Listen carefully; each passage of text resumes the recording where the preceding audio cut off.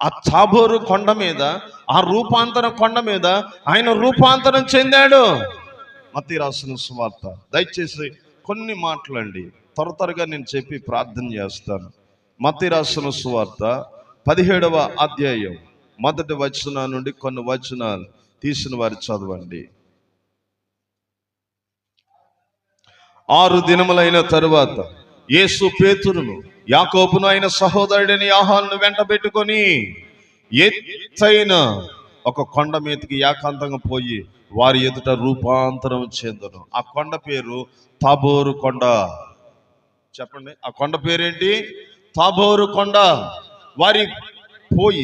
వారి ఎదుట ఆయన రూపాంతరం చెందాడు. రూపాంతరం చెందినప్పుడు ఆయన ఎట్లా ఉన్నాడు? ఆయన ముఖము సూర్యుని వలె ప్రకాశించెను, ఆయన వస్త్రములు వెలుగు వలె తెల్లనివాయెను. హల్లెలూయా. ప్రభు బిడ్డలారా, ఆయన శరీరధారిగా ఈ లోకానికి వచ్చాడు, కానీ ఆయన ఒరిజినల్ రూపం అదే. చెప్పండి, ఆయన ఒరిజినల్ రూపము వాళ్ళు చూడలేకపోయారు. వాళ్ళ వల్ల కాలే, బోర్లా పడిపోయారండి వాళ్ళు. చెప్పండి, ఏమైపోయారు? బోర్లా పడిపోయారు. అందుకే తిమోతియో కానీ ఆయన గురించి చాలా చక్కగా వివరంగా ఒక మాట రాశారండి. సమీపింపరాని తేజస్సులో ఆయన చెప్పండి, ఆయన వశిస్తాడని ఒక వాక్యంలో చెప్పబడింది. దయచేసి నేను మీకు చూపిస్తాను, చూడండి. 1 తిమోతి 6వ అధ్యాయం 15-16 వచనాల్లో చెప్పబడిన మాట తీసుకున్నారు. అందరు తీసుకున్నారు. 1 తిమోతి 6 అధ్యాయం 15-16 వచనాలు. శ్రీమంతుడును అద్వితీయుడునకు సర్వాధిపతియు యుక్త కాలమందు ఆ ప్రత్యక్షతను కనపరచును. ఆ సర్వాధిపతి రాజులకు రాజును ప్రభువులకు ప్రభునయ్యున్నాడు. సమీపింపరాని తేజస్సులో ఆయన మాత్రమే వసించుచు అమరత్వము గలవాడై ఉన్నాడు. మనుషులలో ఎవడును ఆయనను చూడలేదు, ఎవడనో చూడనేరడు. ఆయనకు ఘనతయు శాశ్వతమైన ప్రభావము కలిగియుండును గాక. హల్లెలూయా.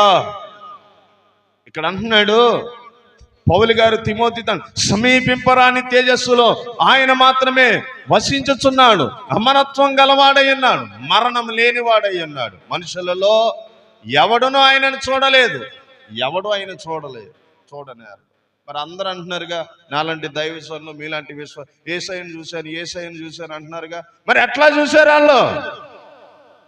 ఇందాక చెప్పాను, ఆయన మహిమను చూపిస్తాడు. ఆయన రూపాన్ని ఎవడు నిదానించి చూడలేడు, చూచి ఎవడు బ్రతకలేడు. యోహాను సువార్త 1వ అధ్యాయం. దయచేసి ఆ మాటలు మనం చదువుదాం. యోహాను సువార్త 1వ అధ్యాయము 18వ వచనం అండి. 18వ వచనం. ఎవడును ఎప్పుడైనను దేవుని చూడలేదు, తండ్రి రొమ్ముననున్న అద్వితీయ కుమారుడే ఆయనను బయలుపరచెను. తండ్రిని ఎవరో చూడలేదు, యేసు మాత్రమే ఆయన చూపించాడు. అది కూడా ఆయన మహిమే. చెప్పండి, ఆయన మహిమే. కాబట్టి ప్రభు బిడ్డలారా, ఆయన ఎవడు చూసి బ్రతకలేడు, బోర్లా పడిపోయాడు. దేవుని ఆశ ఏంటో తెలుసా? మనము ఆయనలాగా మార్చబడాలని. ఎలాగరా? ఆయనలాగా. చెప్పండి, ఆయనలాగా మార్చబడితేనే ఒక రోజున ఆయన ఎదుట నిలబడగలుగుతాం. చదవండి, వాక్యం చదవండి. ఎఫెసీయులకు రాసిన పత్రిక. నేను ఎప్పుడు మీకు ఇచ్చే రెఫరెన్స్లోనే ఆ సత్యాలు దాగి ఉంటాయి, కానీ మనం ఆ కోణంలో మనము చూసుండం ఎప్పుడు. ఎఫెసీయులకు రాసిన పత్రిక 5వ అధ్యాయము 25వ వచనం అండి. చదవండి తల్లిగా. పురుషులారా, మీరు భార్యలను ప్రేమించుడి. చూడండి, సంఘాన్ని గురించి మాట్లాడుతున్నాడు. సంఘంలో ఏమంటే ఇక్కడ భార్య భర్తల సంబంధాన్ని గురించి చెప్పాడు. భర్త ఏమో యేసయ్య, స్త్రీ ఏమో సంఘం. దాని గురించి మాట్లాడుతూ, అటువలే క్రీస్తు కూడా సంఘమును ప్రేమించి అది కలంకమైనను ముడతైనను అట్టిది మరేదైనా లేక పరిశుద్ధమైనది గాను, నిర్దోషమైనది గాను, మహిమ గల సంఘము గాను ఆయన తన ఎదుట దాన్ని నిలబెట్టుకొనవల్లని వాక్యముతో ఉదక స్నానము చేత దాన్ని పవిత్రపరిచి పరిశుద్ధపరచుటకై దాని కొరకు తను తాను అప్పగించుకొనెను. ఇక్కడ మనం ఆలోచించవలసిందన్నమాట. సంఘము, మహిమ గల సంఘముగాను ఆయన తన ఎదుట దాన్ని నిలవబెట్టుకొనవలెనని. సంఘం మనందరం, ఆయన ఎదుట సంఘంగా చెప్పబడుతున్న మనందరం ఆయన ఎదుట నిలబడాలి.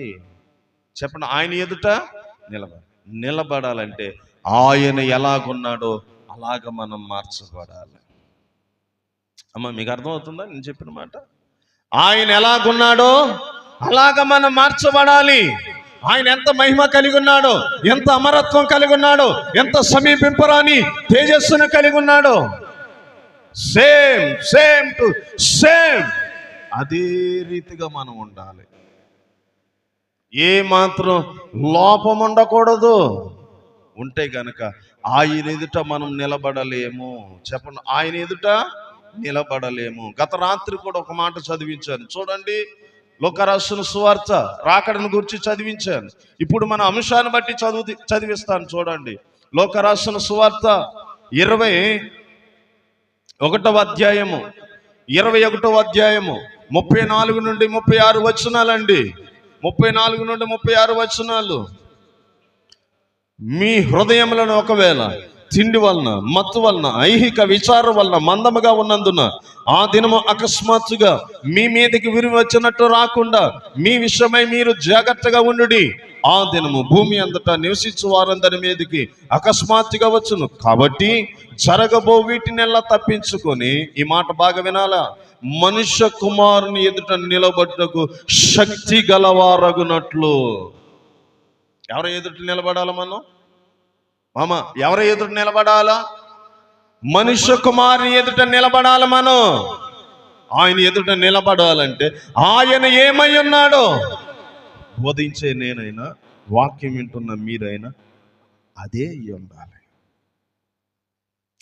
సరితూగే విధానం కలిగి ఉండాలి.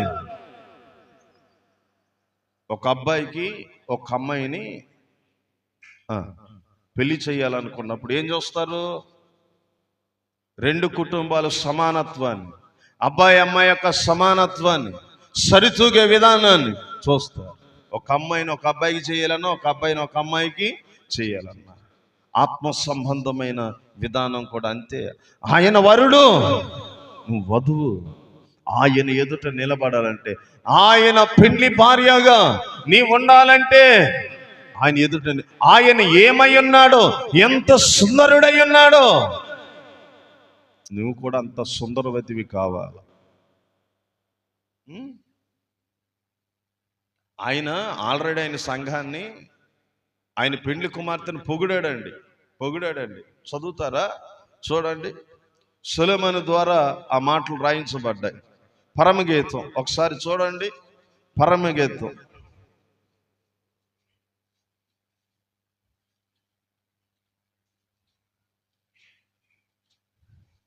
4వ అధ్యాయము 1వ వచనం అండి.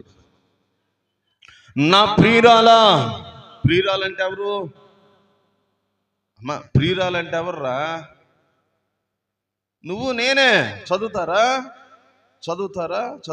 కొరింథీయులకు రాసిన 2వ పత్రిక 11వ అధ్యాయము 1వ వచనం అండి.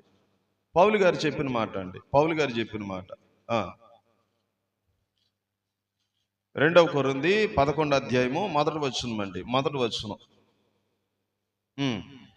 కొంచెం అవివేకంగా నేను మాట్లాడినను మీరు సహింపవలనని కోరుచున్నాను.